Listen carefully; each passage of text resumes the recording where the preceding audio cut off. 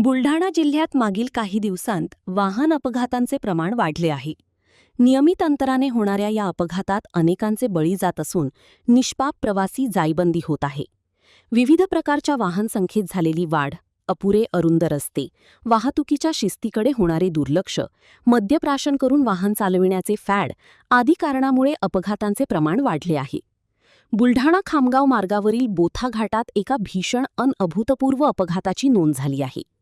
एका दुचाकीवरून जाणारे 2 युवक दुचाकीसह खोल दरीत कोसळले. घनदाट जंगलामुळे हा परिसर वरून सहज दिसणारा नाही. यातच दुर्दैवाचा कळस म्हणजे या परिसरात मोबाईल रेंजच नाही. यामुळे दरीत कोसळल्यावर 3 दिवसापासून दोघांचे मृतदेह पडून होते. अखेर मृतदेह कुजल्यावर दुर्गंधी सुटल्याने काहीतरी भीषण झाल्याचे उघडकीस आले. गावाकऱ्यांनी बोथा घाटात दुर्गंधी येत असल्याची माहिती हिवरखेड पोलिसांना दिली. प्रारंभी घातपाताचा संशय व्यक्त करण्यात आला.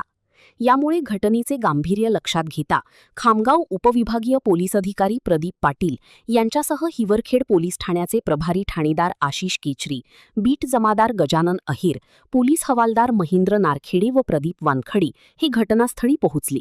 यावेळी त्यांनी